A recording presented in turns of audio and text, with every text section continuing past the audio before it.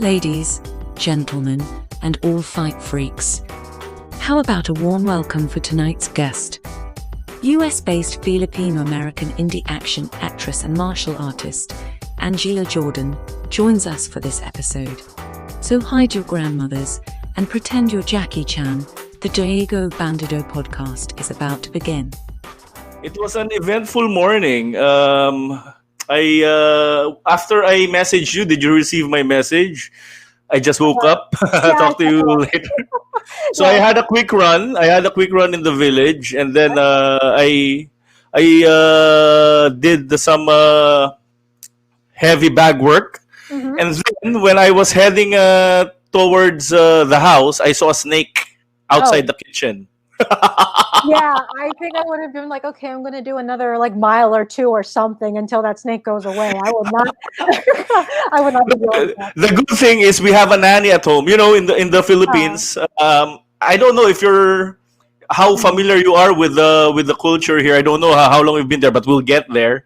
But we have a nanny here, and I happen to be afraid of snakes. Oh, So I told her in your province. Without telling her there's a snake outside, I told her, in your province, do you have snakes?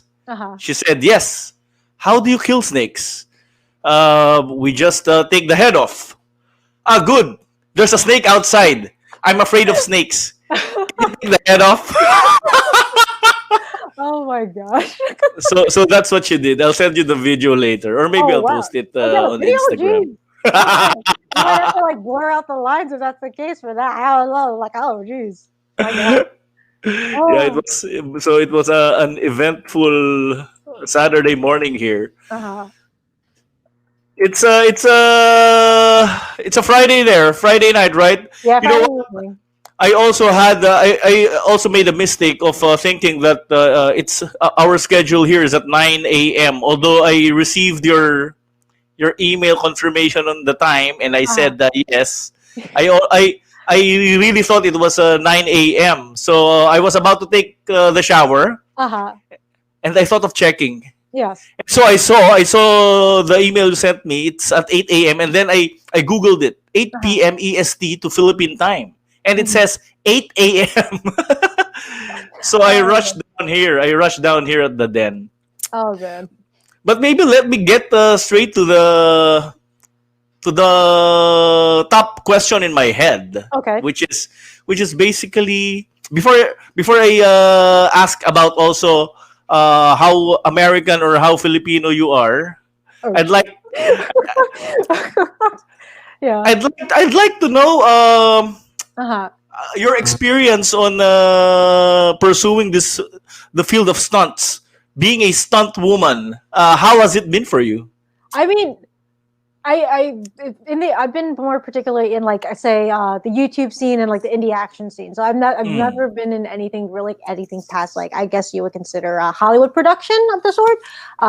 I did get flown out like once to do a job over in Tennessee for I think it was a senior thesis film work for a guy going for his master's in film. So it's still like a very big project in production. So it's kind of, I guess, a smaller idea of how it would feel like to be on a higher budgeted Hollywood film in a sense. So that was like the most professional, I guess you can call it, like job I've been on stunt work. So me personally, I guess as in terms of experience in stunt work, it's been fun. Honestly, I think I have the benefit of me starting in like the indie scene and the small group is that you kind of get really close with who you get to work with eventually. And it becomes more of like a really cool friendship and stuff. So you don't and luckily, since a lot of the people that I do work with are local, we became really good friends and a good relationship. So it wasn't always just networking and work of the sort. It's more so we were able to get bonds that way, and it's more fun. And you don't really have to worry about the drama side of like networking too much in a bigger industry that you kind of have to play politics a little bit more. So that's how I feel like in terms of positive stuff. Trying to get into bigger productions though in competition with the people that maybe say are like union, that's a little bit more difficult because I know like I mentioned before, a little more things kind of behind the scenes that you need to do in order to be successful. I think that play in hand that I don't think a lot of people acknowledge sometimes. Like people know of it, but they don't really acknowledge it. I don't think as much. And so that's that. But I've been enjoying doing the indie stuff. Honestly, I prefer it. I don't. If I get the opportunity to ever work on a bigger job, please hire me. Of course, with that. I'm happy doing like the indie stuff here too, and doing the YouTube stuff. I feel like there's more freedom and creativity, and it doesn't feel, it doesn't, it just feels better to me. You know, it's like in my heart and stuff like that too, working that way. So that's it. I think the more interesting question is, where did you get the interest? Because I want to tell you also, the reason I do this is basically to feature people that inspire and do things that are not ordinary. Mm-hmm. I think to most people, a woman pursuing martial arts Mm-hmm. and doing stunts in indie films or in YouTube or in big productions, those are things that are not ordinary. But where did you get the interest? In martial arts in general, pursuing just pursuing in the whole film work stuff and Maybe, that maybe kind of we can work. start with the whole film work stuff, and then we can talk about martial arts. Okay, gotcha. By the way, do you go by Jigs or Diego for the podcast? Just want to make sure, because I just want to make sure. Just call me Jigs. Just call me Jigs. Okay. I'll tell you about where that Diego thing came about. Anyway, it's just for fun, and then Okay. I just thought of using it as my podcast name. I see. Yeah. We'll get to that later. But Where did you get the interest? so I have actually always been interested in action, the idea of being in a martial arts action film. That's really how that came about. And I think as a kid, if you're a kid going into martial arts, it's kind of like, oh, I want to be like the action stars in the movies and like kick butt like them. So that very whatchamacallit, a very, very innocent idea of like what a superhero or what a badass like martial arts would be is what I would see on film. So it's something I wanted to pursue in that manner. And being a superhero is cool. Being a hero in your own movies has always been cool. I think it's really cool. So the interest is there, but me to actually pursue it as a possible career didn't happen until I kind of got like pushed by a parent. And I used to teach at a martial arts school. So a parent's like, hey, Sensei AJ, you should, try out for this role. And they tagged me on a Facebook post. And it was for like a small indie production thing in another local martial arts school. And it's like, I don't really know. I don't really think I have the look or anything like that or any of the sorts. It doesn't seem, I guess I was trying to think more practically about stuff at the moment. So I'm like, I'm not really going to stress too much about it. Not going to get my hopes up. But had a dinner, I think, that night with my group of friends. At that point, we're all working at the Cry School. There was this whole trend going by YOLO. I don't know if you ever heard of that before. # YOLO. You only live once. Yeah. So that whole thing kind of sparked this, I guess, deep talk, how deep you can get as like a teenager trying to talk about life, even though you haven't really experienced it too much, right? But we're talking about it. It's like, you know what? Yeah, you only live once. As crazy as those people out there might be, like, you should just try to do something that you think you never really would thought you would do, if it's going to be for the betterment of experience something or growing or something of the sort. So my friend that night was saying, I've never tried the Buffalo Wild Wings Challenge, which is basically a sports bar that we have here in America. You eat as many hot wings as you can in a lot of time, and you have to finish it. So he's like, you know what? I've never done it, but for fuck's sake, I'm just going to do it. YOLO, I'm going to do it. So I was like, we sat there, we watched this kid do it. He finished it. So my friend finishing a plate of hot wings inspired me to say, you know what? YOLO, I'm going to just go to this audition, see if I get the call back. And I did. And that's kind of how things started going along. The first time I got hired for that thing, or I guess casted, because it wasn't a paid thing at that point in time. It was just a hiring thing. It was volunteer based. Didn't really go too well. It wasn't what I expected. I guess I was thinking of like really big Hollywood production thing, but I don't know if it's similar in the Philippines. Sometimes the indie productions that you first join in aren't as great as they make it out to be. So the project kind of went downhill. It wasn't that great. Didn't go anywhere of the sort. So I was really depressed about that, getting my hopes up. But because of that, I ended up getting contacted from someone else that was doing like YouTube action film work and stuff. So that's really where I started getting my connection. He's like, hey, I saw you did this short film over here. What would you think about doing a project and doing a fight scene over here? And I was like, oh, I really don't really know about that. I was trying to be polite in regards to like what I was saying about the other project, which it honestly did suck. But I was like, yeah, it was okay, but I got to think about it. but eventually we ended up talking. It's like, oh yeah, I don't know about it. I don't think I can do this, or it's not really right for me. He's like, you know what? We're gonna make a better fight scene, and you'll forget about that whole experience. So I end up meeting up with a YouTube group, or the guy that runs it, or is the film guy, Common Ramen Studios. So they do action cosplay. So that was the first group of people that I worked with Mhm. Andy Kim. So he filmed my first fight scene that I did. And I was the first time I was like, oh, this is really cool. I can actually do it, and it's not as sucky as the first thing that I did. So thank God. And then from there, I ended up meeting other people. So I ended up meeting Joey from Our School Dropouts, and his group over here, and he just happened to be closer to me. And I ended up working with Our School Dropouts, doing intern work and stuff with them, doing film work, doing the indie productions, doing the YouTube life, and then that's pretty much how everything set up. It just starting into a career at that point.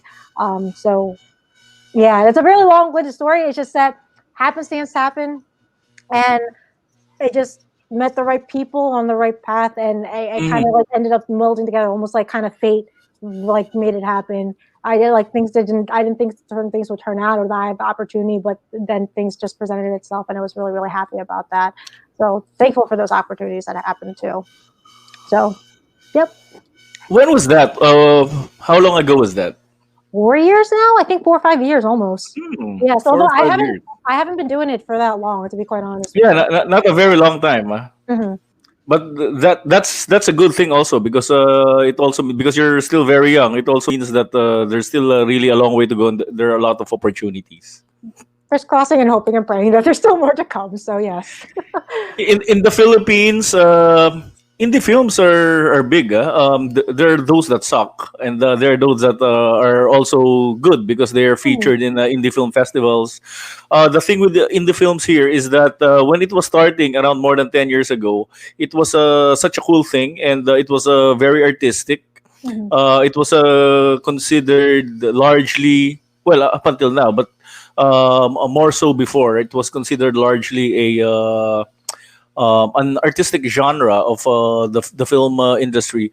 But what happened as the years, at least from a casual observer like myself, Mhm. what happened was that the bigger productions, because they saw that the public saw the indie films were gaining some success, and were sexy in the eyes of the viewing public, Mhm. they they were trying to encroach in the realm of the indie films as well. Like they tried making movies that look like indie films. You know what I mean? It's artistic, but not really very. It doesn't look like it's high budgeted. Oh, okay. I see. I see. I see. So that's what they tried to do, and they labeled it indie, but actually it's produced by a big Oh, that's production interesting. outfits. I've never heard of that actually. To be quite honest with you. Yeah, I understand. I understand. But this is just me observing it. I don't Mhm. know what the experts will say. But too much for that segue. I want to Mhm. go back to you and martial arts. Yes. So martial arts. How did you get into it? And tell me about your core martial art, because I see you do a lot of cross training also. Mhm. But what's your core? So, I started martial art at 5 years old. So I'm officially 25. Officially 25. So I've been doing martial arts for 20 years now, right? I got into it because I liked watching Power Rangers and Jackie Chan Adventures. I'm not sure if you're familiar with Jackie Chan I Adventures specifically. No, no, is that cartoons? Yeah, it's cartoons. So, well, Power Rangers is more like live action, like kind of like thing. It's Power Sentai. Rangers, is Yeah, that red one? No, red one. Excuse red me. one, blue three. I'm Yeah, sorry, yeah, I've yeah, yeah, confused yeah. it with Bioman. There's Yeah, another yeah, thing, yeah. Bioman. It's made in Japan. Uh-huh. Yeah, I got the American version of what you would call it, of Power Rangers. So I didn't get like Yes, yes, yes. the Sentai Japanese original version. I've only come into that like literally the past like 2 3 years just because of the YouTube group I'm part of. Like um, director for Our School Dropout, Joe, he's really into it. He uses that as a lot of inspiration for his films, and even the Kamen Ramen crew, like they're older too in the sense, and they're more familiar with that. So like I didn't know anything about it until I joined like YouTube life and stuff, and like learning about that aspect. And I'm like, I like the Sentai so much more than the actual American versions, to be quite honest. So I watch actually more Kamen Rider now than I do Sentais. So, but back to point. Sorry, got off tangent a little bit. It's okay. It's okay. You can talk about whatever you like to talk about. Oh my Okay, AJ. Okay, Jigs, okay. But I started martial arts, like I said, as 5 years old. I really liked Power Rangers and Jackie Chan Adventures. But I was a very hyperactive kid, and I also had a little sister.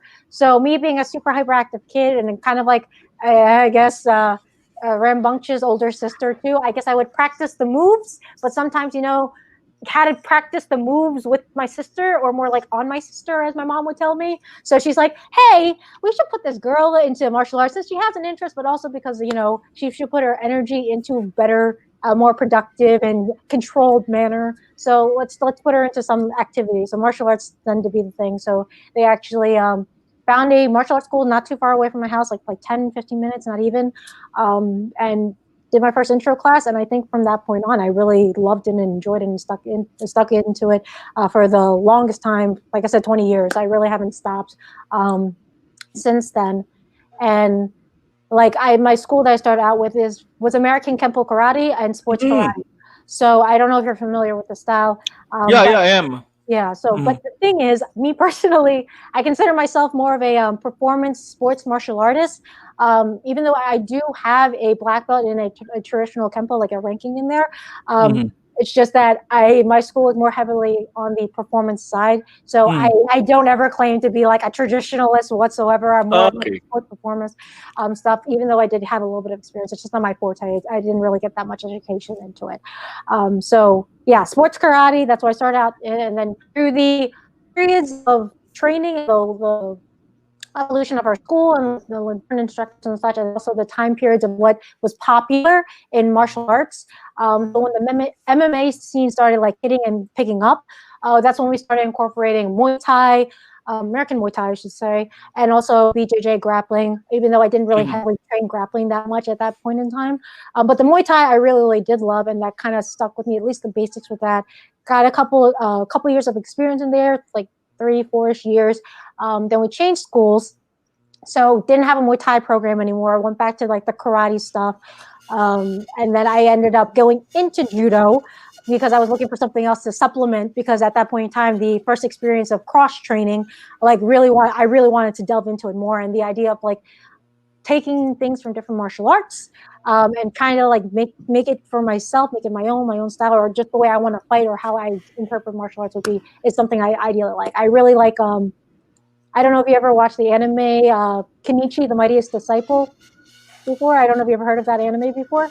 No, sorry. Yeah. So pretty much like the school that this main character trains at, like has a bunch of masters of different styles teaching him. So he basically ends up by the end, after learning each of those styles and the principles and stuff, combining it to basically make a fusion of his own, and like obviously make it better than whatever, like be a better fighter because of that. It's like a really basic line, but I always loved that concept of just taking different bits of martial arts and then really, getting the best out of it and like developing it for myself. So got an experience with judo for about 4-ish years, so a little bit on and off though. So I have like an orange belt ranking in it. Haven't currently trained in it, but I do want to go back to it. Just unfortunately with the pandemic and everything going on, not entirely too comfortable with training it at a gym yet or at a school. And then I got experience a little bit in wushu when I was younger. Interesting. Yeah, when I was younger, because my instructors at that time, they came at a point where I guess Kung Fu was still popular with the whole Karate Kid and what other Kung Fu movies and stuff from like the 1990s. Again, not too knowledgeable in that history per se, but that was popular still. So my instructor wanted me to learn that so I can use it for competition. So I learned a wushu form, some basics, a sword, broadsword form. But I'm not a wushu stylist. I just know one form, basic moves. I can imitate it. Not a Kung Fu stylist whatsoever. And then I ended up getting back into a little bit of Kung Fu wushu again in my college years, my freshman year, since I moved away from my hometown, looking for a martial arts school because I was like, hey, I'm not going to go away to school if I cannot find a legitimate martial arts place to train. I will I feel like I would lose myself if I couldn't train martial arts. So found a Kung Fu school, managed to train over there for about 1.5 years before I had to transfer out. Before I transferred out and moved a little closer back home and started teaching again and stuff. So that's really how things happen. It's just curiosity of martial arts and wanting to do a lot of things, and um, ended up just returning back to certain stuff and like getting a better understanding of each style. So right now, I guess I'm focusing back again on Muay Thai kickboxing, because Hmm. beginning of 2020, before everything went to shit, I was supposed to go for an amateur kickboxing match. Oh, okay. Yeah, So I was yeah, that supposed explains to. probably some of the vids that I've seen where you're training for. When I view it, Mm, I get the impression that you're training for a fight. yes. So Maybe that that's was the those. plan. Mhm. Yeah, that was a complete plan. It's just literally 2, 3 months into our training, like, hey, it hit, pandemic hit, you gotta stay inside, quarantine. Okay, I guess I'm gonna sit in quarantine Yeah, and wait. it was So, disappointing. In mhm. my case, I thought it would run for only 2 weeks. Well, 2 weeks only? Oh, jeez. Yeah, I didn't. To be honest with you, the first week I didn't really take it seriously. I thought, because this has never happened in my lifetime, in our Mhm. lifetime. So I was thinking when they announced that there would be a quarantine, this will only take 2 weeks, Uh-huh. and then we will be back. But the 2 week expectation turned into a month, and then in 3 months, Mhm. and we're still here. We're still in what you call GCQ, General Community Um, Quarantine. How about you? Well, wait. Where are you based right now? We're in the U.S. East Coast, New Jersey. Okay. So how's the situation there in as far as the quarantine is concerned? Sure. So things are are open back up to some point, but I hear a lot of states now in the U.S. are shutting down again because we're actually getting our second wave, because people don't know how to wear their mask and just learn how to social distance properly over here. So unfortunately, we have to kind of wait out again. But um, our household has kind of tried to stray away from doing any outdoor activities of any sort when necessary, or excuse me, as necessary. So like we go out for grocery Hmm. shopping and stuff, and like towards the end of the year too, we're trying to like carefully start working again with people, and like just kind of finding little spots to like film things without being exposed to the public and stuff. But like for the most part, we were like in quarantine like for 5, 6, 7 months. Honestly, like we didn't go out at all. We had like one person in the household that would go out to get groceries and then come back, and that's it. But everything else is like, hey, okay, world, I'm just gonna say hi through a live stream. We're gonna talk this way. We're gonna hang out this way, and everything like that. But like, I didn't go out for the longest time. It's only this recent month, honestly, that I've been out and about doing something. But even that is very sparingly and careful. So at this point in time, you still can't go out in a let's say in a gym, a public gym or dojo to train. Can you do that? No, they can. There's places open. It's just personally our household is not doing that at all because we're Oh, just okay. we're very cautious about that. We don't want anyone to get sick, and there's people that are susceptible to that here. So we're trying to like make sure no one's catching anything and no one's going to be dying at any certain point. So we're being very, very, very, very careful about stuff. But gyms are open. Martial arts schools are open. Like places for eating are open and stuff. I don't know how it's going to change with the weather, obviously, because Mm. I think for the longest time it was just outdoor dining that was allowed for restaurants and stuff. Um, but yeah, I don't know how it's going to work for the winter months because it is actually really chilly right now in New Jersey. So yeah, it's going to be an interesting winter to see how the whole pandemic situation, how businesses handle that too. That can't utilize outdoors anymore as a place of work and business. Yeah. Here, Hmm. a lot of small. Well, I suppose anywhere in the world where it's hit by the pandemic. But Hmm. since I actually have a 9 to 5, I work in an internet service provider company. Okay. And I handle small and medium enterprise. So I'm in contact with a lot of small businesses that have sized Um, down, have closed. I know a lot of people who lost their jobs. So I just I'm looking forward to the day when things get significantly improved, yeah. and we can say that we can go out without any masks or face shields. Here they require face shields. Mm. And sometimes I joke because I don't like wearing masks and face shields. So Mm. I joke that it's like I'm doing some welding or some carpentry work. Oh my When you god. weld Oh metals, yeah. and you have to wear that thing to protect Yeah. your eyes and your face. Yeah. But So that's what I joke about. it's so difficult to eat with like a face shield on. Like I'm not used to it since, like I said, I haven't been out eating or anything like that really that Mm. much. But the times that we had to, or had to eat with, like, say, another person that we aren't quarantined with, it's like I go for the food, I totally forget the plastic is here, so I literally hit it, and I'm just like, well, there goes the food down my like down on the ground at that point because it hits it right, the plastic. I'm just not used to lifting it or doing like an angle where you have to like put the food in that way.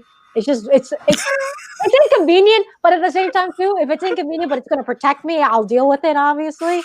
But yeah, it's I I can't wait for the day that we don't really have to worry about that stuff anymore and just go back to normal as much as possible, and just interact normally without the fear of like someone getting sick and getting hurt of that manner. You know. Me, in my case, I just wear them to comply because it's a government regulation. But Mm, if I can get away with not wearing it for as long as I don't offend people, okay? Because mm, I respect is also very important to me. So if people, even though I'm more than 2 meters away from them, mhm, and if I sense that they don't like having people without face masks somewhere near them, mhm, I'd wear it. I'd wear it. In fact, when I'm jogging and I encounter people who are wearing face masks, mhm. let's say they're 20 meters away, I wear mine. So when there's nobody around, I don't wear it, but I carry it. No, So that's what I do. I get you. I Any, get that. anyway, have you heard of Filipino martial arts? Yes, I have. But unfortunately, I have not delved into it as much yet. So yeah, that's on my bucket list of things to actually do, is training for martial arts, is actually go into more of my cultural side of the martial arts, so FMA. But know of it, just don't haven't practiced it as much. Yourself? It's interesting. It's well, there's a lot of versions of history on how it was developed, but I think Mhm. what's more interesting about it is that it's more popular outside the Philippines, particularly Yeah. particularly Europe, and I think it's gaining popularity also in the US. And a lot of grandmasters are actually already based in the US. Hmm. It the what you would consider the home base of Filipino martial arts is actually in the middle part of the Philippines, called Cebu. If you've heard of Cebu, so uh, that's where most of the families where Filipino martial arts came from, and Mm. you have you have some personalities also in the US who have made it a little more popular. Hmm. There are a lot actually who are now based there, but there are two guys that I would consider the guys that really made it popular. The first one is Dan Inosanto, if Yeah, you're familiar with him. I Yeah, have. Yep. he's the guy who taught Bruce Lee on the sticks and the nunchucks. Yes. And the other guy is Doug Marcada, who's a host in Yeah. What is Forged in Fire. Tito Doug or whatever, Kuya Doug? Yeah, yeah, yeah, yeah. I heard that he's good called that. Yeah, I've heard of both of them. I actually met Dan Inosanto. With Guru Dan Yeah, Inosanto. yeah. I think You that's how the title. I met briefly, not like any like. Wow. No, that's cool. Huh? That's cool. Yeah. Huh? I can only dream of it. But yeah, it was a brief encounter though over at a martial arts convention, basically over in Las Vegas. I think that was last year. Last summer, I think. Last summer, yeah, I believe so. So we have a big martial arts convention here in the U.S.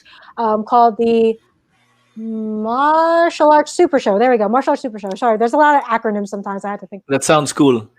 So he was one of the honorable guests, because he got an award that year for his contributions to martial arts here, I guess, in America and stuff. So he got an award for that, and I think someone else did too. I don't remember the name, unfortunately. I'm so sorry. But it was another, I think, big Filipino martial arts figure, actually, or at least someone on that level. I'll have to look that up and send that to you later, because I don't remember off the top of my head. Um, Yeah, but that's where I ran into that. But and also Dark Makeda, really really cool. I think it's really like he's big on TikTok. I think if I remember last time I checked on his page or something, he likes doing TikToks and like reels and stuff, and it's like really fun. But I know that man would like probably murder you if he had a knife or something that's like a knife of the sort. So it's really cool though. I think the blend of just enjoying yourself as a person and also the Yeah, martial yeah. arts seriously because he's legit. Obviously, he's super legit. So yeah, I'm familiar with more Doug than actually like Danilo Santo. I haven't delved into that side too much in terms of Doug Barcada is social media savvy. yeah. He manages his social media channels very well. He has a it's like a morning Facebook live where he has coffee and he just talks about whatever it is, but mostly inspirational stuff. He shares his reflections about life and motivation there. But anyway, I have a friend who's a grandmaster in Filipino martial arts. Also, we worked in the same company before. I didn't know that he had that status in the local FMA Oh, community. man. I just found out much later when he was retired because he was much older than me. Okay. His style is estocada de campo. So most Filipino martial arts are done in close range, but his philosophy is that you're using a stick, so might as well fight long range. Okay. So I think I might have heard of that. I might think that. Does that style like particularly focus on just single stick use though? Single stick versus single stick or no? Um, it's a good point you raised because my impression was that they use double sticks, but a lot of his videos show that he's using just a single stick. Yeah, because I have a well, not we just kind of became acquaintances, I guess, online. So I don't know if you're familiar because he's actually, I think he's a rising YouTuber, Filipino YouTuber, Daniel Bernis. I don't know if you've heard that name float around before. You should get him on your podcast, by the way. He's actually would be a really cool guest. I'm going to look for him. I'm Yeah. going to look for him. Does he do FMA? Yes, he does. He particularly Arnis, but he was. I'm pretty sure he was actually delving into learning the style you were talking about, the decampo. What was the first one? Was again the Estocada. estocado decampo? Estocada de campo. Yeah, I think he might have been. He said he was focusing on learning that, and it was very style specific. So I just learned about this literally last week when I talked to him. Since we have a little group online on Discord where we talk about martial arts, and I bring in guests too, kind of like what you're doing here. So we do that, and he was explaining the style. I was like, oh, that's really interesting. But the whole thing about that is that they literally just focus with single stick, and I think it's stick on stick self-defense particularly. And he said, like, if you take it for what it is, you can really, I guess, focus on like particular details of that art or the art of stick fighting in that aspect, and apply to that specific thing. But it also makes you appreciate like the other styles of FMA and like stick fighting and arnis and like knives and stuff, and see where that can go. So it's just a one interpretation of what and one aspect of what would be considered, I guess, a generic coverage of Filipino martial arts. So that style, if he was a grandmaster of that style, I'm like, man, I would have taken advantage of that in terms of learning from him if I knew that right away. Does he still teach or he retired, you said, completely? How old is he? Is he still young? 29. I think he said Oh, 29. I think he's 29. Yeah. very young, very young. Yeah. So, but yeah, he's into Filipino martial arts and stuff too. So yeah, note that. Note that also, you guys follow him. Well, I'm going to look for him. I'm going to look for him, and Um, maybe I can invite him to the show because I've lined up some personalities who are into Filipino martial arts also. mhm. In the Philippines, every year there's what you call the Russian House. Oh, what's that? I'm not familiar actually. I'm not familiar with that. What is that? So there are a group of Russian martial artists Okay. who are interested in Filipino martial arts, Mm. and they promote a Filipino martial arts festival in Cebu. I think they run it for a week, and then they invite anybody, whether you are, for as long as you're interested, whether you're a practitioner already, whether you know martial arts, whether you don't know it yet, but Mm. if you're interested to know Filipino martial arts, they gathered grandmasters of Filipino martial arts, whether obviously those that are here, Mhm. and also they invite those that are overseas, and then they invite those that want to learn. Oh wow. Like what I told you, it's interesting. These are not Filipinos who organize the event and promote the event, Mm. because it's really more popular outside the country. Yeah. And but me personally, that's Mhm. one thing I'd like to do. My wish list really, or my hopefully I can do it not very long from now, because Mhm. I've been thinking of. I've been telling my kids about it. What I want to do when I have enough time to spare is Mhm. to spend 3 months in Cebu, learn Oh. FMA, and because when I was growing up, I was doing karate, and it's still a passion of mine. Although passion in the sense that I'm interested in it, and I help my childhood friends run a karate school. I don't Oh, really okay. practice and train, but I just help Mhm. them with marketing. Oh, that's cool. But That's really cool. but I want to go back, and I want to spend 3 months in Okinawa Oh, to wow. experience traditional training, where it was. I'm sure you know about it. It's the birthplace of karate, right? So I Mhm. want to experience that. And what else? So 3 months in Cebu, 3 months in Okinawa, and Mhm. 3 months of reading books and bumming around. No, I'm not so sure about the third one, but 3 months in Cebu and 3 months in Okinawa. AJ, Yes. growing up, aside from the Power Rangers, Yes, Jigs. What? were there some martial artists that you looked up to? Jackie Chan, hands down. I probably, Jackie Chan. yeah, hands down. I mean, I grew up kind of watching him more so.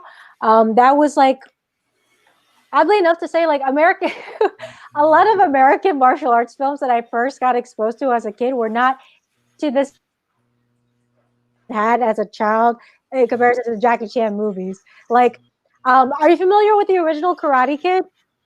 Yeah, Yeah, Daniel LaRusso. yeah. So, Sweep the leg. so Put I, him in a body bag. No, I like it. I love it. I love yeah. it. So That's the reason I got into karate. so for me, for me, I heard of the movie as a kid, right? But I never watched it. So the first thing that I watched was Jackie Chan movies, Donnie Yen movies. There was probably old kung Ah, fu films Donnie that were Yen. I love made. that guy. Yeah. But so the thing is, me going from like say Hong Kong action, like the very fast, dynamic, like flip and capable, like martial artists that you see on screen, to like the guy that plays Daniel Larusso, excuse me, and like the karate, the martial arts. Honestly, from that kid that's supposed to be the hero, isn't that impressive? I appreciate it now as an adult, looking at it story wise, like why it was You popular for a didn't lot of like the people. crane technique. You No, didn't I like it, huh? didn't. No, seriously, me as a kid, then I was like, I went back to my senses because, like, all my senses was like, yeah, you got to watch this movie. This is like what started me getting into martial arts. I watched it as a kid. Sensei, what are you talking about? This doesn't want me to get into martial arts. I don't understand this. This doesn't look like, this does not look how I want to look like when I try to like do karate. I want it to look like Jackie Chan, all the freaking like big, I guess Asian action actors at the time, like all those guys. Um, I grew up watching Jackie Chan, and so I guess I always favored that look of martial arts action, Yeah, yeah. particularly. So obviously now, like, there's more American films. I think down the lines that have been better with like portraying martial arts in film and stuff too. But even then, I still very much like the fast-paced style of Hong Kong action films, and I think that's also because even more so now because the groups that I've been a part of have also brought inspiration from it too. So I guess yeah, I am very biased, I guess, in terms of what I like watching nowadays. Do So you know the? I love the old Jackie Chan movies. mhm. Have you seen the movies The Protector and I think Police Yes. Story and The Protector. The action was, it was intense. Oh yeah. It's I was a child when I was watching those movies were old movies. But I remember when I was watching the movies, it's like it really inspires me to do more martial arts when I was watching those movies, because it's spectacular. I think that's Mhm. how you describe it. Most definitely with that. I think also during those movies in particular were still when Jackie Chan were was still doing like more serious style of like combat, even though like more serious tone in terms of action, and then he started going towards the more like lighthearted comedy stuff into the acting, I think. With Chris Rock or Chris Tucker? Who's that guy? He's with Chris Rock. Chris Rock, I think. Oh man, you did. Yeah, I'm confused. Huh? Ask me about any other actor besides Jackie Chan. I probably don't know who you're talking about. Honestly, with that, I'm very single-minded in terms of who I like following and who I like doing with that. There's also another old movie of Jackie Chan I like because he started with movies that were like set in mainland China, where he wears the traditional, attire. Snake in the Eagle Shadow. Oh yeah, I've seen that. Yeah. I thought it's definitely like more reminiscent of like the old kung fu movie style stuff. So slower paced, but and I know again, me being a kid, I didn't really understand what that was. I was like, why isn't this? This is Jackie Chan in it. How come it's not like the modern day Jackie Chan action that he does nowadays? But I mean, returning back to it now and looking at it, I guess I see there's a beauty in like the whole art of fight choreography that I picked up. It's beautiful. Oh yeah, it's beautiful. The movements, the techniques, and just really emphasis the rhythm and the beats to it. And I'm still learning about that. I'm not a fight choreographer whatsoever. Despite like me being in the action shows, I'm not the one that does that. That's someone else. That's Joey. Oh, okay. Someone else. That's Joey. I haven't. There's only like some of the. One video on my channel that I do have, which is over at like a place called Graffiti Pier, was outside. That one I choreographed, but it wasn't obviously as in depth, just because I personally don't have the experience yet to really delve into fight choreography. Fight choreography to that degree, because of just I need to study more, right? Just like any martial art, fight choreography I'm learning now is its own martial art in itself. So it's not the same as me just doing sports karate and everything like that, or like jujitsu or judo. It's like fight choreography is its own art, its own martial art. The way you perform it, the way you put it together, the way you have to film it, and it's very intense. And I have just yet to skim the surface off of that. So yeah. Let's go back to the Karate Kid. So when you watched the Karate Kid, were you already doing martial arts? Yes, I was. I was already doing martial arts. That explains it. That explains why you thought the fight scene sucked. Oh, because when I was a kid, I watched it. I didn't really understand. I thought it was good, but when I knew a little already, I knew that it was bad. It was so bad. Even the form, the technique. It was just so bad. I like my mom. I've had teachers tell me this too. When I don't like something, I can't hide it in my face. I'm pretty sure it's like. What is this? What is this? Are you showing me? This is not a martial arts film that I expected. What is this? I don't get it. Yeah. It's. I think, especially now with Cobra Kai. Have you seen the series? Because I actually like it. But not because of the choreography. It's really because of the storyline. Oh yeah, that's definitely the story, not the action. Definitely not the action, but the storyline. It's genius. These guys are crazy.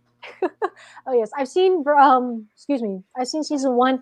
I'm starting season 2. Haven't gotten too into it yet, but season 1 I absolutely did love. I had to kind of swallow like a little bit of the action, because again I was kind of cringing, like, oh my god, that's a terrible punch and kick. What is it? They're like, okay, the story. Remember the story. Just accept the universe. Remember the story. Okay, watch. And like you said, the story is honestly like real. It's genius, and the whole different aspect of, or the different perspective from Johnny's whole side of the story and such, and like even the character dynamics and just the twist on it. Like you thought it was a bad guy, but he really wasn't. And I don't know. I think it's like Daniel LaRusso was a bully. Wow, that's a revelation. You're like, what? Oh man. Maybe that's why strike first. Yeah, maybe that's why I didn't like you in the first movie, Daniel. That's probably why. AJ, yes. Strike first, strike hard, no mercy. Oh man. How Filipino or how American are you? I'm probably hella. I'm not hella Pinoy, that's for certain. I'm definitely Americanized, unfortunately. I have very little understanding of Tagalog besides probably all the phrases that my parents would say to me when they got mad at me. So I'm pretty fluent in the curse words and insults if necessary. So you know how to curse in Filipino. I do. I unfortunately do. So before you continue telling me how Filipino or how American you are, Yes. I'd like to ask you. There's a video I watched. Uh-huh. There's someone cursing in the background. I'm sure that's intentional. There's a video you have, huh? There's someone cursing in the background. On my Instagram or something like that No, recently. on YouTube. On YouTube. Yeah, probably. There's someone say, "Putang ina." Oh, yeah, I did know that. But Yeah, that was kind of weird. I was watching it, and I was yeah. watching it, and I was telling myself when I heard it, was that Yeah, was it that was. was that a putang ina? It was. Little trying to like I guess some of the humor and the little tropes and stuff. I'm trying to like implement I guess with my YouTube stuff too because I get that's not the only thing that you should be taking from my culture. Like yeah, just learn how to Filipino, right? But I mean it's I like I said I think I was mentioning before I did this interview. That's part of my I guess choice of vocabulary. Sometimes I like being raw in that sense and not having to kind of censor myself, and so my humor sometimes goes to that point that side too with things. So yeah, it's kind of becoming it's going to be like a meme, a normal meme that pops up every now and then, I guess. Ah, really, really. So it's not just on one video. Well, it's going to be. I just started it recently with a video that came out. So You know what's funny? It's funny because well, first off, because I understand it. Secondly, it seems like it's out of place, out of nowhere. oh yeah, It's like it's in total contrast of the content, and then there's someone cursing in Filipino. just randomly with it. Oh man, there was oh I gotta find that video of it. But I don't know. Me personally, like my parents will probably hate it if like they heard this. But I think it's funny when like Filipinos cursing and like Filipinos cursing. I guess it's just funny to me now. It sounds angry, but at the same time, it's also sometimes ridiculous because I know Filipinos are very animated and enunciate very, very strongly and with the whole gestures and stuff.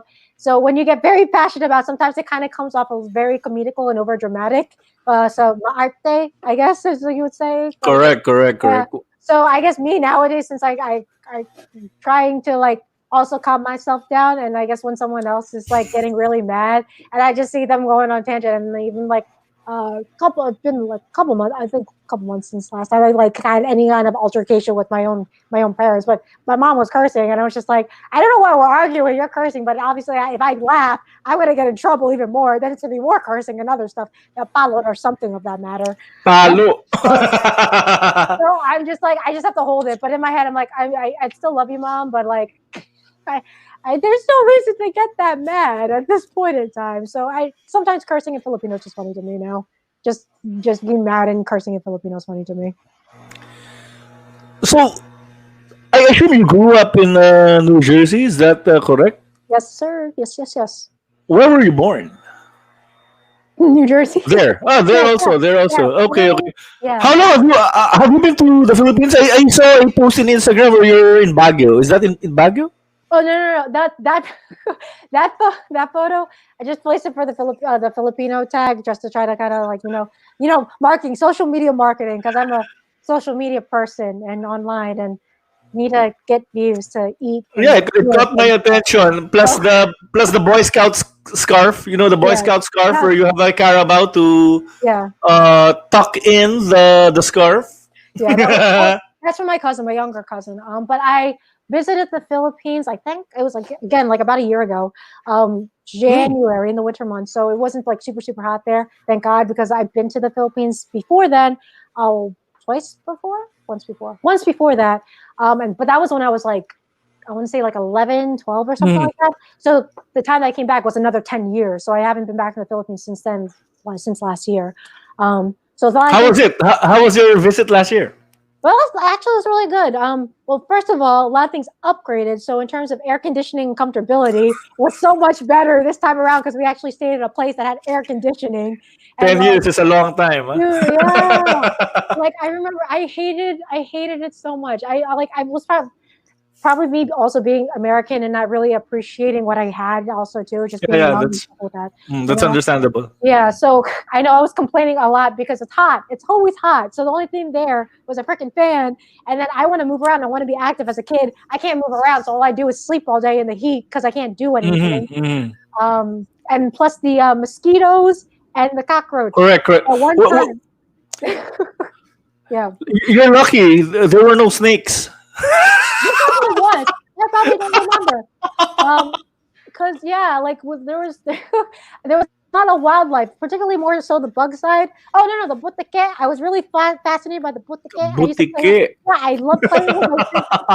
Nowadays, I don't want to see a lizard in like my room or anything like that. If I was to travel back, I'll be like, oh, that's cool, but you're not getting near me. I'm not touching you like I used to before as a kid. Definitely the bugs. It was just because I don't know, like I have eczema and stuff like that too. So the heat and the bugs and the biting, it's just really uncomfortable. So it was hard for me to really enjoy being there and just trying to get close to family because I'm just like I can't move, I can't do anything. I feel like I'm rashing up and stuff. It was just really uncomfortable at that point. Do you remember where in the Philippines you stayed? The Quezon province, I think. Quezon province. Yeah, that's where my mom's side of the family is from. My dad's side of the family is over in like San Pablo. Actually, my son, we spent a night in Quezon early last year. My son got dengue. Are you familiar with dengue? No, what is that? Dengue is a sickness. It could be fatal. You get it from mosquitoes. Oh, really? So my son got dengue. He was in the hospital for 2 weeks right after. We stayed in an Airbnb place. It's a nice place actually because there in Quezon. I don't know which part of Quezon you went to, but I assume it's also where there are a lot of forests, trees. So the house was nice actually. It's in the middle of a forest. But since it's in the middle of the forest, there are a lot of mosquitoes. So I think that's where he got it. But it was a nice place. Quezon is a nice place. It's not really a metro, but for vacation, it's good to relax. They have a lot of places there where you can stay for a few days and get away from the metro. Yeah, I enjoyed my second time around when I came back. I very much enjoyed it.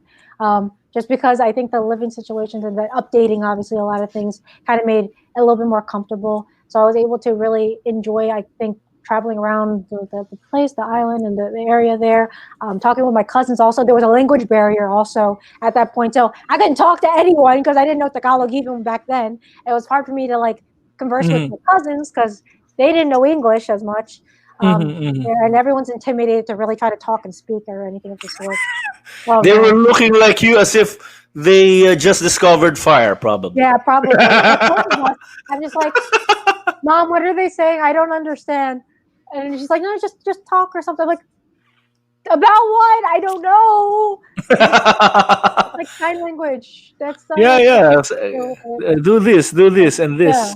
We did physical activities, going out and stuff. I had my older cousin show me the fighting spiders with like in the matchbox that you compare. Yeah, in a matchbox. Yeah, he showed me that. I was like, oh, this is cool. I hate spiders, but this is cool. Let's do it. So like things like that. So it kind of did some bonding that way. But in terms of talking, it wasn't too much back then. But now when we visited again, I was able to talk to them a little bit more. They were able to show me around the town a lot more, and I was able to remember a lot of things. And like really get a better experience this time and connecting not only with my family but also just the area in general and the culture around there too. So yeah. How long did you stay here last year? Was it a week or 2 weeks? I think it was 2 weeks. 2 weeks. That's a good time. That's a good time to explore and get to know the culture a little better. Yeah. We didn't stay over in the Quezon province. We did go to Masipis Bay. We didn't go there. Masipis Bay resort? Yeah, we went there actually with that. That was really cool. Because also every time we go back to the Philippines, it's always for family. Love the family back there. But I'm like, Mom, you keep showing me all these beautiful things in the island and stuff like that too. When are we going to go to one of those places in the Philippines? I'm just like, I love, I get visiting family. Obviously, family's important, right? But I'm like, please take, like, can we, like, one of these times just go to a touristy spot and enjoy ourselves that way? Yeah, it's her fault. She showed you the nice ones. I was like, oh man, I think I remember that too. I think she showed me those pictures the first time we went back that I remember physically. Like, oh man, I was like, oh, we're gonna go there. Then we get there, like, there's no air conditioning. What in the world is happening over here? Oh man, but I definitely enjoyed my time this time around. But both enjoying the touristy stuff and as well as enjoying family. So yeah. Okay, AJ, it's been an hour, and it was a very enjoyable episode for me recording. I'd like to thank you for accommodating my request. No problem, Jigs. Thank you so much for inviting me on. Hopefully, you guys got to learn something about me, learn something about the from the podcast, or just I guess chit chat because the chit chat's always fun too. I think so. Yeah. Yeah, I think we had a very not just enjoyable. It's interesting, and I hope a lot of in my page and those that watch my episodes, there are it's a mix. It's a mix of those interested in martial arts, in music, in art in general. Because I also feature painters. I just feature people who are into things that I'm into also. In fact, I always joke that I do this podcast simply because I want an excuse to make friends with people I want to be friends with. I think And it's probably true. I think well nowadays with social media, I think that's the beauty of it. Especially with this whole pandemic thing happening, for all the bad things that happen, I think it's allowed a lot of people to connect online and try to make genuine connections with each other with the barriers that might be up.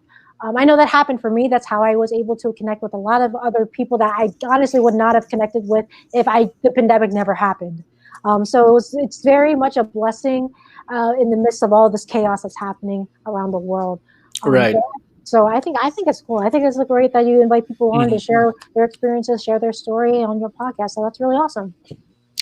I'll be premiering the episode on Sunday next week, November 8th.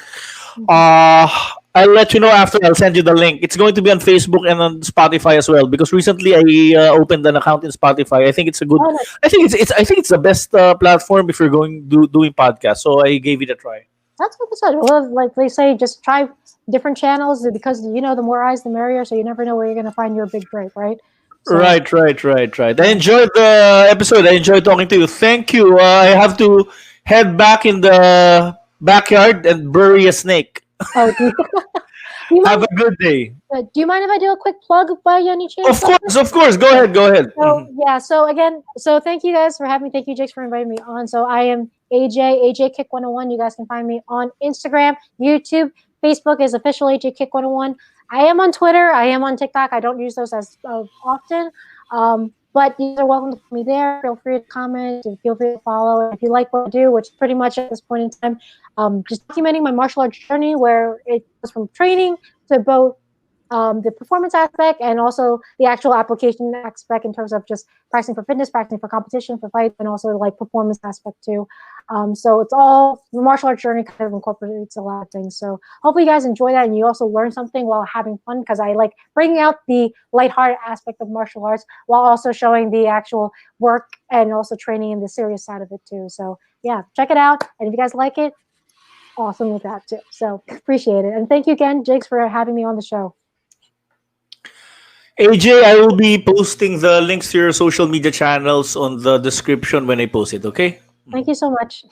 Okay. Cool. Thank you. Have a nice day. Oh, you might be sleeping in a few minutes. It's evening there. I will have a nice day. Have a nice sleep. Good night. Have a good night. Thanks, Jake. Have a good day, Jigs. Bye. Bye.